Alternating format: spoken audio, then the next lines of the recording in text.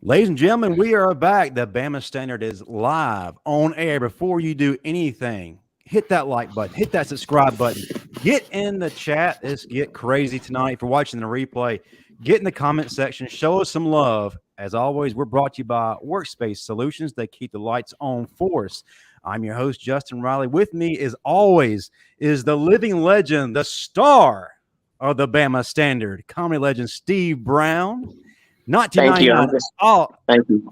I'm happy to be here. I'm just happy. Just this. I'm looking at me. Hey man, he's trying to get to me right now. So.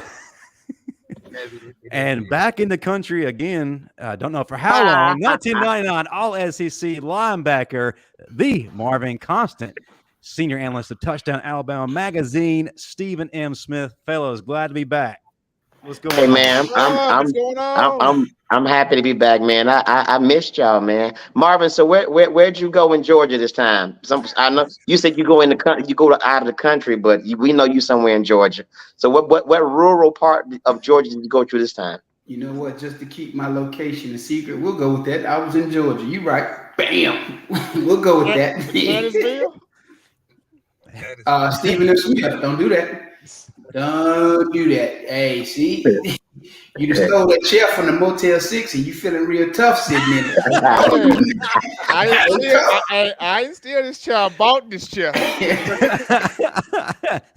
Hey, Justin. Who was our guest in that little Datsun? Who was that sitting in that Datsun? I thought it was a Geo Metro. Stephen Smith, keep the audience. I'm in the back of my truck. That Geo Metro. Okay. If he was in a Geo Metro, it'd like a can of Miami sausage being open. Stephen, introduce this man.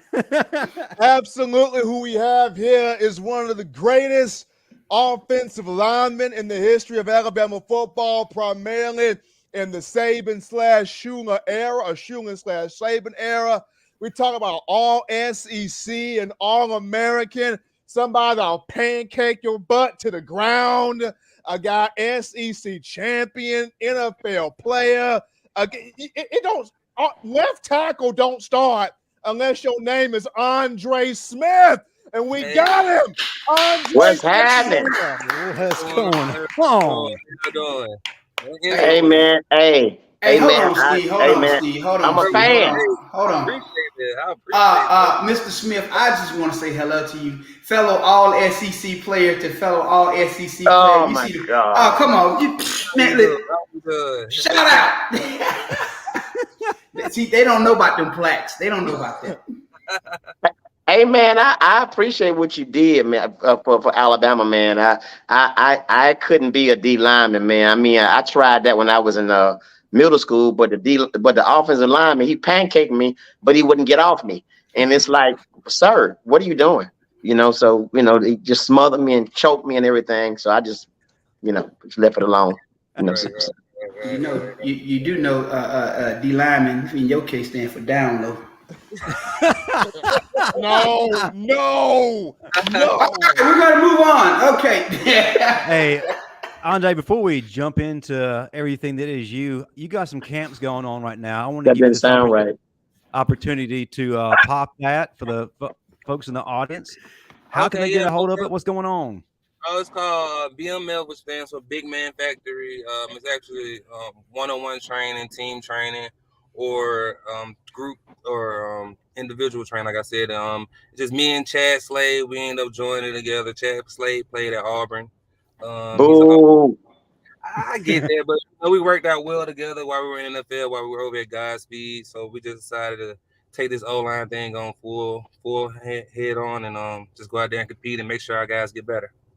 So do you ever look at him and say, you know what, your school and your team is garbage? You ever look at him and just say that? All the time. Okay, I just wondering. You good? You good with us? Redhead stepchild that stay down the road, Yeah, you good with us, man. Why do you have to remind the trash can that it's a trash can? Everybody knows. They need to be humble, Yeah. Humbled a little bit. Because yes. I ain't gonna lie, Auburn beat me twice while I was there, so they always have my. We don't recognize that. We don't recognize that. No. Yeah, we don't recognize that. That's not in the records. It's part of the history, though. Didn't happen. Okay. Auburn beat Marvin all 6 years he was at Bama. So, but we don't recognize it. Andre, we only count 2008 up. Right. I agree. Hey, we beat him in 98. We beat him in 99. Hey, we beat him. That's right. Matter of fact, yeah, you ended a home winning streak there. So, yeah, good job, Marvin. No problem. Yes, Auburn University, the only school that you can minor in cow tipping. Hell no. Well, let's get right into it, man. Listen, nobody had a better transition to the college game than you. Freshman year, 62 pancake blocks. That's 62, but the highlight for all of us Alabama fans, of course, was that touchdown reception in the Independence Bowl. How many linemen can say that? Can you tell us what made your transition so easy, man? Actually, coming from Huffman High School, all we did was run the ball. We were alone for 3 yards in a cloud of dust. So all we did was run the ball downhill, and my offensive line coach and Coach Coleman, they really got me prepared how to hit a guy and dominate him. Then I was fortunate enough to come up under Dominic Lee, who was a dominant lineman before me, who actually went to Alabama also. He was a senior and I was a freshman. So I got to learn a lot of things against him and also compete against him because he was on the D-line. So I was going against D1 talent from freshman year on up. So just to be able to get prepared and play against those type of guys, I think that's what preparing me to elevate to the next level. That's what's up, man. So Dre, I want to ask this because a lot of people look at Mike Schuler and he gets such a bad rap. They look at him and go, well, he didn't win enough. He didn't do this. He didn't do that. But your first year was with Coach Schuler. Could you kind of like shed some light on how was he as a coach? How was he to the players? And is all the stuff said about him, is that warranted?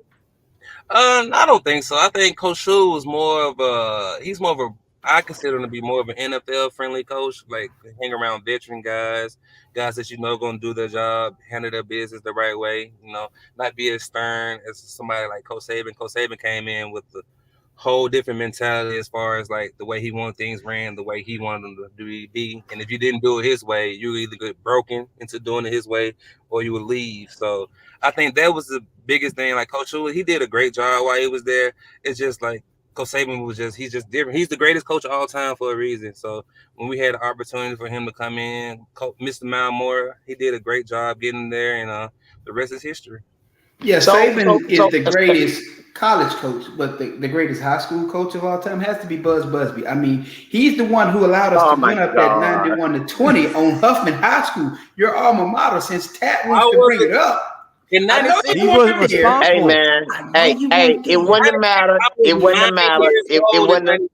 It wouldn't matter because I'm telling you, on that team, on that Central High School team, nobody was going no 3 yards in the cloud of dust. I don't care who you were, because they had people on the O line and D line, 26, 27. I think my uncle, he was 30. So yeah, yeah.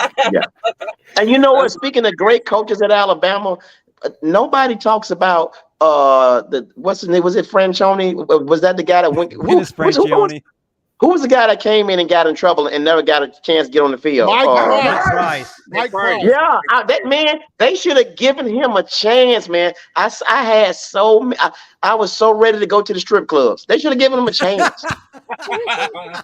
You wanted your promo code, didn't you, Steve? Yeah, man. I wanted my promo code.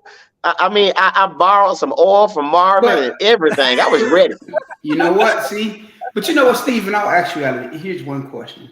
Who takes a credit card to the strip club? That is a cash-only business. You leave no traces of being there, sir. I took my rush card.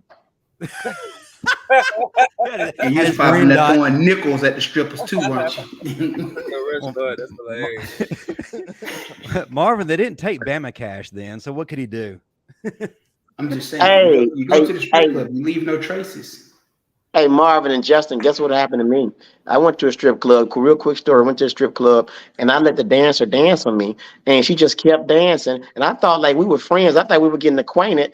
And she danced like 3 albums, and I thought she was dancing because she liked me, but the longer they danced, the more the charge is. I told her my whole life story, my dad name, my mom name, everything. And after she got done, it was $400 and some dollars. And I went to the bathroom and jumped out the window. That's okay. I didn't know. Get out of there. So with that said, people in the chat, we are taking super chat donations tonight. So Steve can pay his bill. Thank you. He think I'm still in the bathroom. Oh man. But yeah, Andre, one of the biggest soul punching hits that I've ever seen came on a double reverse against Arkansas. I believe it was 2007. Antoine Robinson, defensive end, thought he had Keith Brown dead to rights, and then all of a sudden, boom, you sent him to the moon, man. Talk about that play, and where does that rank in your all-time hits at Bama? Oh man, all-time hits. It has to be up there most definitely. You know, that was my freshman year actually. That was 06, my freshman year. Yeah, that's right. Yeah, we're on the road. That's right. That game, it was so good. We were going back and forth for so long. You know, I think we went to like 2 or 3 overtimes, and the kicker Lane at the time, he kept on missing the field goals, so we ended up losing to Arkansas at the end. But as far as that lick, it has to be up there, like probably top 5 of one of the most explosive moments I had while playing football. You know what, man? You know what? You know who that is calling him? That's the dude that received the lick from him. He called him. Don't bring that up no more. Right. Going back, Dre, to 2008 though, man. Like that season where you get to the SEC championship. Unfortunately, the loss to Florida happened, but Tebow like, I mean that's crazy. But when you look back blocking for Mark Ingram, like when did you knew like this Mark Ingram cat different? Like this guy for real different as a freshman. Oh man, when he hit me and we were going in on the goal line. I think we were up by 30 points on Clemson, and he hit me, made me sprain my MCL. Like he actually hit me in my back. And he caused like the pressure from him pushing me forward, spraying my MCL. I'm like, Mark, you ran up my back, bro. You don't see that big old line? So we had a little falling out about, not falling out. We just gave him a little hard time about that. But as soon as I got back healthy, he was back. He was still running the ball great. Glenn, I think, was my running back. Glenn did a great job for us when I was down there at Bama. My service cut off. Yeah, Mark must have had his eyes closed. How he missed that wide back? I need my phone. Real quick, Don Parker, shout out, $5 super chat. Great to see Andre Smith on the Bama Standard. That crap back was sick. It was. So, yes. I think that has something to do with them changing the rules. That hurt. That one hurt me. I'm like, I'm surprised he got up from there. Yeah, that's what I showed my kids that, and they were like, Dad, you can't do that now. That's illegal. I'm like, yeah, that's most definitely illegal. You can't block it in the brain. That most definitely took that out. Well, moving to the modern day, many feel that Coach Saban is pressing a reset button, like bringing in these old coaches like Coach Steele, who was there when you were there. Your group kind of faced a similar situation, making that transition. What kind of mentality would these guys need to kind of get in line like you guys did? Oh man, they just got to have that hard work mentality. Got to have those dogs up front. Those guys that's gonna go out there, and no matter who lines up in front of them, know they're gonna kick their butt, play in and play out.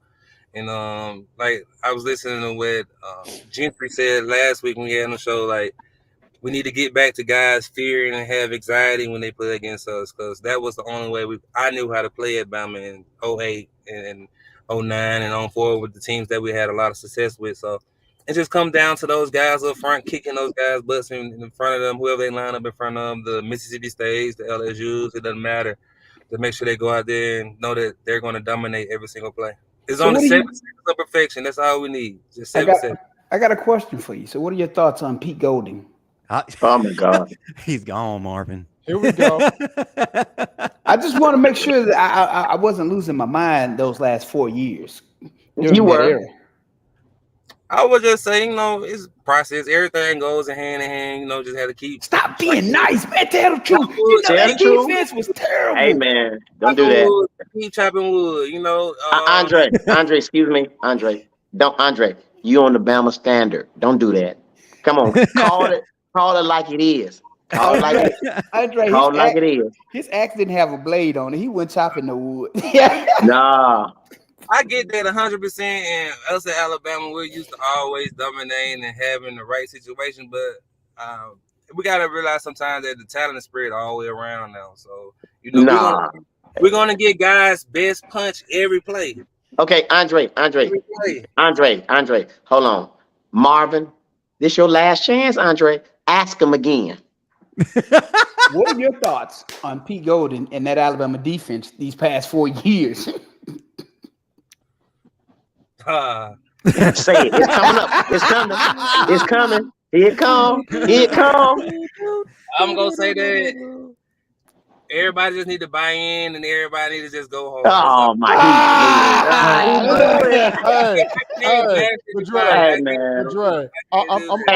gonna move to this part though, Dre. Like when y'all were playing though, y'all had teams like mentally defeated when they got off the bus. Yeah, they got off the bus. So just getting back to that, like, how does this group kind of have that when you get off the bus and folks like, I ain't trying to play them?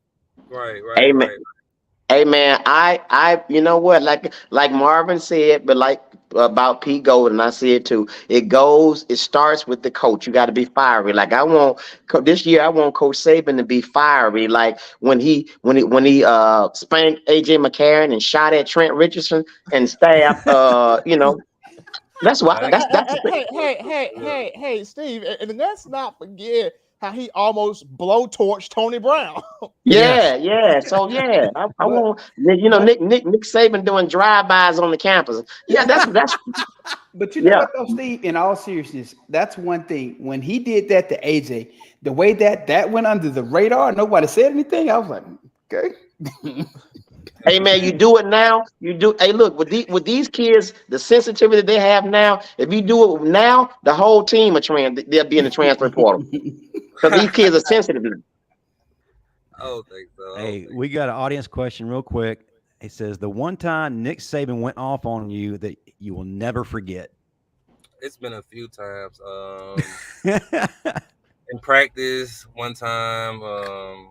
I was complaining. I had on like long sleeves and a lot of stuff, and he like wore me out because I had on long sleeves. And it wasn't that cold in him, so he pretty much ripped me the whole time in front of the whole team because I'm supposed to be like the guy on the team, but I got on sleeves out here like it's cold as crap.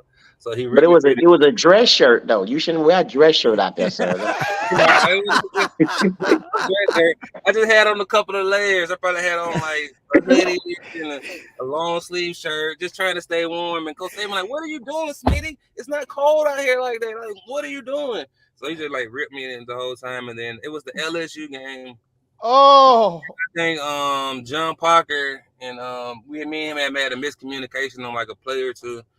And I tell you, Coach Saban laid into me the entire break. Like, we went to TV timeout. He was still laying at me on the side. Like, I got you, Coach. It won't happen again. Like, you won't get any more pressures off the left side. Like, we good. You don't ever have to worry about that anymore. So that was probably one of the most memorable moments I had from Coach Saban ripping me. Before we, hey, you know what's funny, man? I'm sorry. Go ahead, Justin. Go ahead. I was gonna say before we bring in our top fan, and we know your time is limited. I got a question about one of our newest additions to the offensive line, and that's Caden Proctor. He seems to be getting the type of height that you had coming in. What are your thoughts on him making an early impact, just like you did? You know what? The biggest thing is for the guys to make sure that he continues to buy in. I've been down there a few times working with the offensive line. Those guys are doing extremely well. They're competing their butts off, pushing each other to get better. And I think we have a really good group. And I think the guys, and Caleb, he's doing an extremely great job. Like, he's athletic. He has all the tools that you want in today's prototypical offensive lineman. He's big. He can move. He's massive. Moves well in space. Just an overall athlete. I think he's going to transition really well to the SEC. I think him going against guys coming up this fall camp is going to really set the standard to where he's going to be. Hey, may I ask you one last question? Listen, how tall are you? I'm 6'4". 6'4". Now, let's keep it 100. I know you said Nick Saban chewed you out, but in the back of your mind, Nick Saban is like 5'2", and you just looking down. Do you ever like laugh at him in the back of your mind? You just looking down on him. He's 5'2.5", and he's talking to somebody 6'4", 300 and some pounds. He just going off on you. Do you ever laugh in the back of your mind? Now I do, but then when I was like 20, 18, 20, like I'm like, man, like I ain't never had nobody like small like this to rip me the whole time with those like his eyes, they get big and he's like, ah, ah. Did it sound like a chihuahua barking? Hey man, they said, they said, hey, some of the former players said Nick Saban would jump out of their pocket and curse them out. Is that true? Hey, oh yeah, everybody got cussed out. Yeah. It don't matter who. Everybody got cussed out. That was my question. Well, speaking of questions, every week we like to have on the Bama Standard Top Fan, somebody we recognize who is heavily involved in following us. They're in the chat, they're making comments, they're watching, they're always asking questions, they're supporting us. Well, we have somebody who's very special coming on this week, and I'm going to let Marvin Constant introduce this young man. I'm sure he's here for me. You got to be here for me. He's not on parole. All right, so guys, ladies and gentlemen, today's top fan, the one and only Ahmaad Galloway, the son of my late former teammate, Mr. Ahmaad Galloway. Hello, everybody. Hey, what's up, man? What's going on? How you doing? I'm good. How y'all doing? I'm great, man. Hey, I came on because I kind of figured you were coming on just to see me. I know you wouldn't be on if I wasn't on. So thank you for being on because of me. Thank you so much. Yes, sir. I'm going to take your job.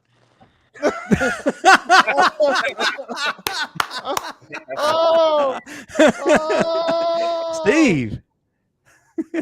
Oh, you win that guy! Hey, you ran them out of here. And now joining the Bama Standard, Ahmaad Galloway. He just the newest came all the way up. Got his glow up. But yeah, Austin, the floor is yours. Man, I know you got some questions for Andre in the panel. Go ahead, take over, and let's get this thing rolling. Hey, Mr. Andre. Well, I had a question. What inspired you to play football? What inspired me? Actually, my dad. My dad inspired me to play football. Like every Saturday morning, we would wake up and watch the top players in the country at the time. It used to come on Fox Sports Network. I can't remember the exact name of the show at the moment, but we would wake up every morning on Saturday, like my 8th grade year, after football season was over with the middle school, and we would watch the top guys coming out. And my dad was like, "That can be you." He said, "Son, you can get paid to have fun, and then you get paid to take out whatever frustration you got going on that day. You can take it out on somebody, and you won't get in trouble for it." So, and then it just like it clicked in my head, like I can get paid. I can go out here and play a sport that I actually have fun playing, and people pay you millions of dollars to go do. So that was one thing that pushed me to actually play football. Hey, and well, you're saying, did you like always know you're gonna play in the NFL? My dad said I grew up wanting to be a race car driver. I grew up around NHRA drag racing, so I'm a big drag racing guy. Like I go to 4 lanes out in Charlotte, so I thought I was gonna be a drag racer. So my dad, quick story. My dad said, "Oh son, I knew you were gonna be a race car driver when your plate started looking like mine." Because my mom was like, I was in the 7th grade, but my plates were the same size as my dad, and my dad would come on like, "Who you making dinner for?" And my mom would be like, "That's for Andre, your son." So I ate myself from a safety, then I ate myself to a linebacker, then I ate myself down to an offensive lineman. So that's what happened. I just got big and I became an offensive lineman. Have you ever been in a race car before? All I'm thinking about is how small that cage is, and you talking about you want to be right. I was little. I was young at the time. You know, I'm gonna be just like Jeff Gordon. I'm gonna be just like those type of guys. You know, I want to be NASCAR. But he's over there in Talladega. I want to go fast. You know, most of most of those dudes are like the size of jockeys, but a little bit bigger. Those dudes so small. I didn't know about depth perception. I thought everybody was the same size. You know, I ain't know nothing about that. I just thought this guy here, my size out here doing, I can do this. I most definitely can get behind the car and race. But yeah, that was a lot. I thought I was gonna be a race car driver, but nah, it didn't work out at all. Hey, didn't you also open the can of biscuits when you get in that car? Bust it wide open. Speaking of young aspirations, didn't you have a dream of being a running back at one time? I did. That had been happening in middle school. I mean, I played 1 year of little league, and the guy said, "You want to play running back, Andre? Go and get back there and play running back." They gave me the ball. I got hit and I fumbled, so that was the end of my running back. I gave it up after that also. Well, before you get out of here, I got a question for you because you experienced something in life that most people will never understand. Being a top 5 NFL draft pick, that is a powerful moment for most. So what was that moment like for you? What was that like for you on draft day, that process? And when they actually called your name, knowing that you pretty much changed your life and the next 2 generations of your family's life. Correct. Honestly, my whole draft day there was pretty wild. I was at home watching the draft. You know, I had the opportunity to go number 1. That's what Detroit was telling me at the time. So I saw the number 1 pick come in. It was Matthew Stafford. So I said, okay, I respect that quarterback. I get that. Then the number 2 was the Rams, who were going to take an offensive lineman. So I'm looking at my phone, waiting for my phone to ring. My phone don't ring. So I'm like, man, what the hell? So what's going on? So looking at my phone, I had 2 phones at the time. So I called this, I had my other phone in my other hand to make sure the phone would ring. So I called the phone to make sure the phone would ring. So it rung. I said, all right, we good. All right, the 3rd pick come in was Curry from Wake Forest. He went out the Raiders at the time. And I was the Seahawks. I can't remember. That was one of those 2 teams. And I was like, dang, the 3rd pick I ain't got picked yet. Then 4th came, I didn't get picked. Then when 5th came around, the pick came in. They ended up being Mark Sanchez. And then Coach Marvin Lewis called me. He was like, Andre, I know we had that talk at the combine. Remember I told you had to be prepared to come in to be the guy? Then the rest is history. He called me and told me they were taking me number 6, and everything worked out well. I had an okay rookie year. I got hurt early on, but the organization stuck with me, helped me get through those growing pains that I went through early on in my career, and I think I had a pretty good career for him. Oh, and Mr. Andre, I got one question. Well, what was your favorite team to play on? What was your favorite team to play on?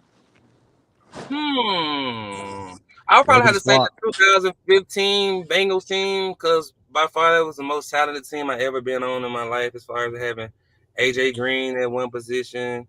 We had Marvin Jones, Mo Sanu, Tyler Eifert. Like, those are the 4 receivers that and the tight end I had. Then I had Giovanni Bernard at running back. Then I had Jeremy Hill at running back too. So we were loaded on the offensive side of the ball. And we didn't give up any sacks the first 8 weeks of the season. So 8 weeks through the season, we didn't give up any sacks. We had a few pressures, but we went on the road, won some big games out in Oakland. They were the Raiders at the time. Then we played the Seahawks. We were down 17 at the time. We came back and won the game at the end on a field goal to win by 3. So that's probably one of the most memorable and favorite teams that I played for. That's what's up. All right. Before we let you out, I'll let Steven M. Smith ask one last question. Then I'll ask mine, and then we'll let you tell the fans how they can find you, what you got going on. Okay, no doubt. Okay, so Dre, going back to that 2015 team you mentioned, when you had Gio Bernard, like a lot of people don't really understand how crazy gifted Giovanni Bernard was coming out of Cincinnati. I mean, the dude could run it, he could catch, he could probably return kicks and punch too. Like, just watching Gio, like, how really gifted Gio was. Oh man, Gio was so gifted coming into practice that Coach Lewis had to pull the team together. Like, hey, like, y'all cannot be hitting him like this. This is your guy. Like, you have to go play on Sundays. Hold on. So basically, he was like Dubose with Sheldon Alexander. Right. He was running, like, making ways for guys. You know, he was making it hard for him, making it difficult. They weren't expecting a rookie to come in with as much zigzag and flare as how much as he did. But Gio, man, he had a great NFL career, and it was an honor to block for him. I really enjoyed it because he made you right.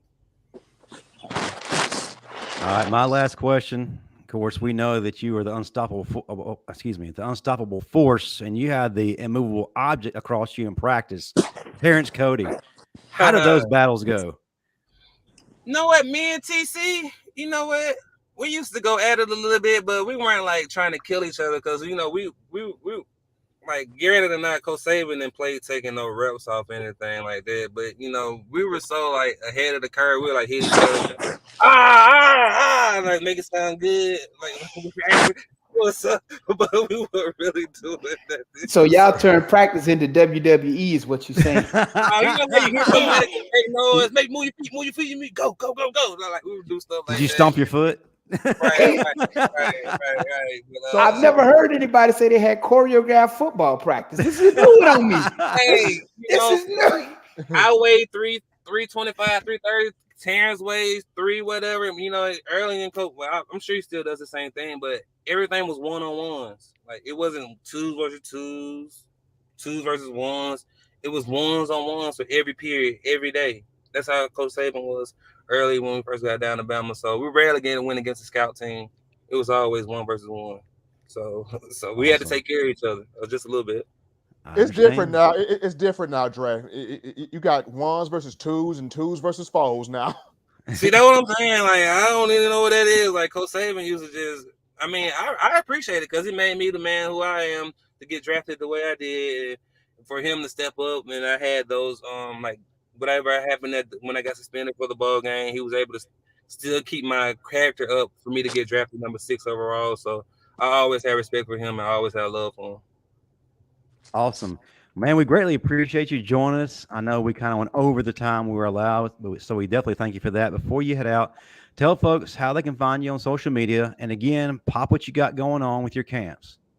All right, no doubt. You can find me on Instagram at big_man_factory. You can also find me on Twitter at Big Smitty71, and also on Facebook at Andre Smith. But I have an offensive line training going on. It's called BMF, which stands for Big Man Factory. We focus mainly on offensive line preparation, getting guys ready for the next level. That'd be run block, pass blocking, stance, explosion, hip explosion. Just make sure guys are fluid and able to bend the way they need to get to the next level. Awesome, man. And we'll definitely help you promote that. So everybody stay tuned. We're based out of Birmingham, but we travel. We don't mind. We travel. Me and Chad Slade. I'm going to come out of retirement. Y'all get me right. Hey, come on. We got you. We got you, no doubt. I really appreciate y'all having me, though. Thank you, brother. We appreciate you. Yeah, we appreciate you, brother. Look forward to having you on again. No doubt I will. No doubt. I appreciate it. Roll Go Tide, back to Huffman and help them out so they don't get beat by Central again, 91-20. What's Central talking about now? What's Central talking about now? I thought you had to go, man. I was trying to get the last word. I was trying to get that. Man. All right, brother. Take care. That's what's up, man. Always glad to see guys like that come back and be a part of our nonsense. But listen, we got some more stuff to talk about. Stephen M. Smith, we got recruiting heating up. We had a lot of people starting to doubt Alabama in terms of recruiting, thought we were behind the 8 ball, but that's just not how we roll. It's time, everybody, for the depth chart.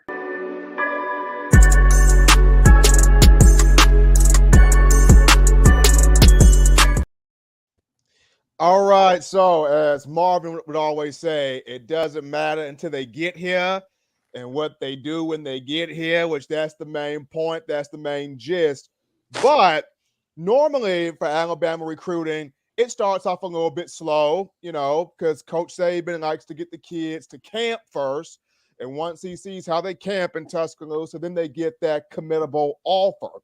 So what's happening right now is, the months of April through June, a lot of the fans were looking at, well, this 2024 class is going slow. We don't have anybody committing. Georgia's got 2 or 3 guys committing every day. Ohio State's got this. Clemson's got this.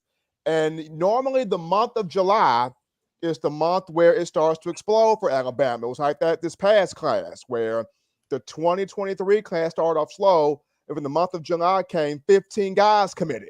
And it was like 2 to 3 per day. And it's looking like that now. Alabama here recently has brought in 2 of the biggest names as far as defensive backs, Jameer Grimsley has committed, 4-star, also another 4-star in Zabien Brown, who comes out of Modern Day High School, the same school that produced Bryce Young. And then Saban goes all the way to Germany to get a linebacker by the name of Justin Okoronkwo, who is from Germany, 6'2", 240. Marvin taught 6'2", 230. Marvin taught this guy. The guy actually runs a 4.940, verified. So speed, quickness, athleticism, not afraid to hit at all, does not go to the hole with his eyes closed, keeps his eyes wide open. So so right now, the class for Alabama is at 14 commitments right now. Saban's got another camp or two coming up in the next couple of weeks. So that number could grow even more. But right now, this 2024 class is starting to pick up steam here, much like the 2023 class did. They're impressive. I've watched them film, talking about Brown. This kid, if you watch him, he reminds you a little bit about Marlon Humphrey. I know that's high praise or a high comparison, but he looks as though he's going to fit that type of mold. And, he's kind of skinny right now. Of course, Miss Amy, like we talked about before, we jumped on here, Stephen's going to put some meat on his bones. But despite his size, he likes to get in the mix. He likes to use his physicality, and he likes to make his presence known. He doesn't shy away from being hit or delivering the hits. And I can't pronounce his name, but Justin, the kid from Germany, he looks like the total package. He can move sideline to sideline with ease. He's got great speed. He can drop back into coverage. He can lay that wood. Kind of reminds me of a young Marvin Constant a little bit. I'm really excited. I'll say this: it just all depends on when do these guys choose to enroll on campus, right? Will these guys be spring enrollees upon them signing, summer enrollees? And as Marvin always mentions here, when you get defensive guys, it comes down to defensive coordinator. Where you got Kevin Steer running the defensive coordinator position, how is he going to use these guys? For the Justin Okoronkwo, you've got Robert Bala, who will more than likely be his coach, as an inside linebackers coach. So Bala, with the energy that he brings, the passion he has, what is he going to do to help that young man get better? And then you look at the two DBs with Brown and Grimsley, you've got Travaris Robinson. So what does he do to help those two guys get better? So the big thing is for these 2024 kids, do you come in the spring and really shake some stuff up, or do you choose to come in the summer? Absolutely. Of course, we got to address this. I know that you mentioned it. Go ahead, Marvin. I was going to say, I'm looking forward to seeing the one kid, the linebacker. I actually seen some of the clips on him, and one of the things that I want to see from him is when he gets there, you got to have the physicality, you have to have the mental, and you have to have that speed. Playing middle linebacker, you have to have all three of those put it together because, once that ball snaps and you see what that play is, you're usually behind the 8 ball because offense knows where they're going. So you got to read it, react, and catch up in most cases. So I'm looking forward to seeing if he can truly use his speed and size to his advantage and continue to be physical. Because, again, everybody knows once you get to college, that level of physicality, it's like tenfold from what it was in high school. Yeah, without a doubt. Stephen, before Marvin made his point, WJW Willow, you spoke about this here recently. What's the deal on Perry? Just playing the visit game, arguing with an idiotic Auburn fan in the comment section as we speak. So fans are starting to get a little nervous about him possibly going to Auburn. Should there be anything to worry about, or is he just, like he said, playing the game? I think Perry's just playing the visit game right now, and that's what a lot of these guys do on their recruiting trips. They'll take a trip here, take a trip there, and remember, people were asking the same question about Tony Mitchell just in this recent class when he went down to A&M and took that A&M visit, and folks were like, "Is Jimbo going to flip Tony Mitchell?" Tony Mitchell said he was locked in, and now he's taking this A&M visit. Is Tony Mitchell going to flip? And Tony Mitchell ended up committing to Alabama. So for a lot of these guys, if you're going to get X amount of visits, they're going to want to take the proper use of all of those visits. That doesn't mean that that guy's going to flip away from where they're originally committed to. They just like to take the visit. So I think Perry is sold on Alabama at this point.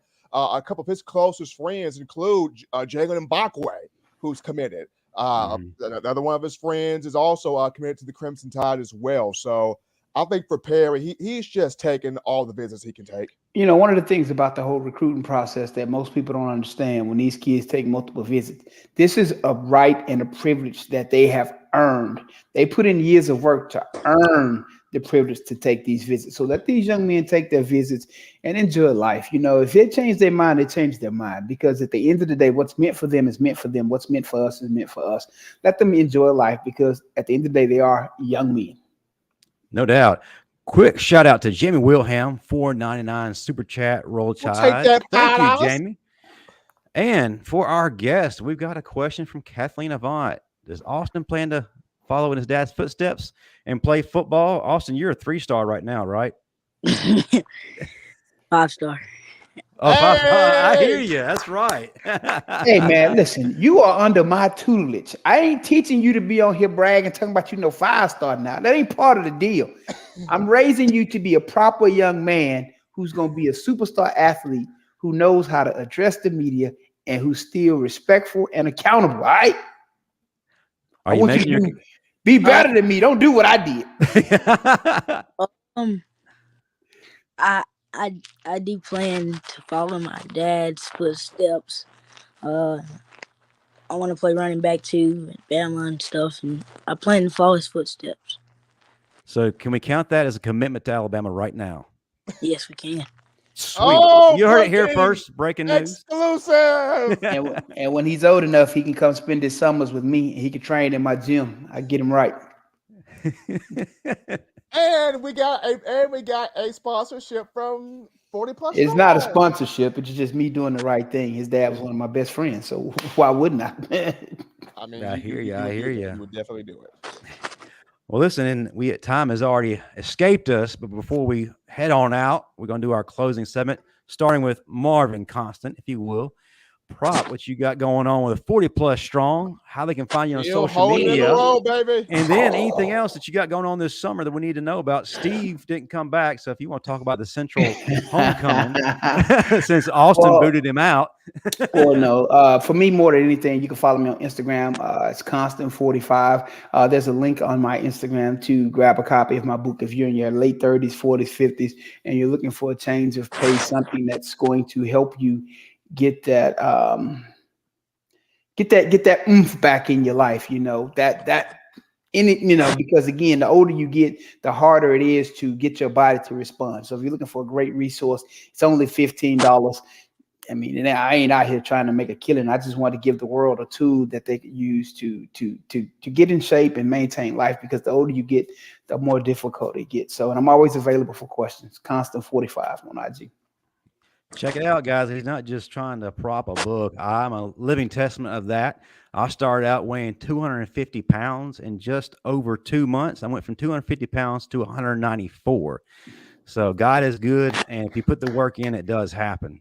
Stephen M. Smith, what do you have coming up on In My Own Words, and how can folks find you on social media? We're talking Bama football in the off season, getting guys set up for fall camp, which is coming soon here. SEC Media Days next week. So I will be in Nashville covering Saban and the 3 athletes that will be with Saban, that being Kool-Aid McKinstry, J.C. Latham, and Dallas Turner. So those 3 will join Nick Saban in Nashville. I'll be there getting Nick Saban those questions. I'm trying to find out the over-under on how many NIL questions Nick Saban will get, how many quarterback questions he'll probably get also, but that'll be fun there. But still talking Bama and getting fans prepared next week for Media Days. Awesome. Hey, folks, hit that like and subscribe button. If you're watching replay, comment in the chat. Before I close this out and give the rundown, I'm going to let Austin tell folks how they can find him. Hey, thanks for joining us today. It was an honor to have you on. Doing your thing and talking to Andre and then kicking Steve out. But, yeah, no, we had a great time, brother. Tell folks how they can find you, what you got coming up, and all that. Well, it's you remember you don't even know your own Instagram. Come on, how you go plug something? He has people that do that for him, Marvin. He's not used to doing it himself. Austin _Galloway, Bama _23. That's what's up. Well, I'll be running 2 pages. One for football this season.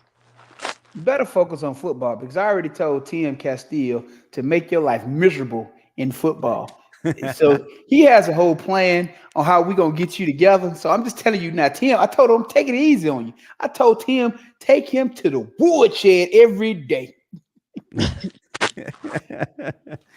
I had no doubt that Austin is going to run that place, man. So, yeah, it's given. It's that last name. It's in his blood. Folks, before we head on out, I'll remind you, program notes tonight at 8 p.m. Central, 9 p.m. Eastern, the final whistle. That's with Matt Cadell, Dan James, Chris James, Coach Smook, Ty Hayes, and myself. We got some interesting subjects. Next week, you're going to want to be here. We got a huge show. We got not 1, not 2, but 3 big guests. We return back to the defensive side of the football, so Marvin Constant will be really excited. And why you should be excited, we got Courtney Upshaw coming on. Woo-hoo! We got Nick Gentry coming on. And we already mentioned this guy earlier, Terrence Mount Cody. They all will be on next week. Tune in for that. But that'll do it for all of us here Justin, at the Bama. You know something? Y'all do realize football practice starts next month, right? Oh, yeah. Yeah. Which will bring back the segment Constance Chaos. So get ready for all that.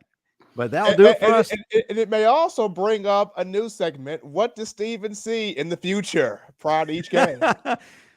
3D glasses we mailed out to our top fans. Anyway, that'll do it for us here at the Bama Standard. Roll Tide, everybody, and good night. Roll Tide. Thank you.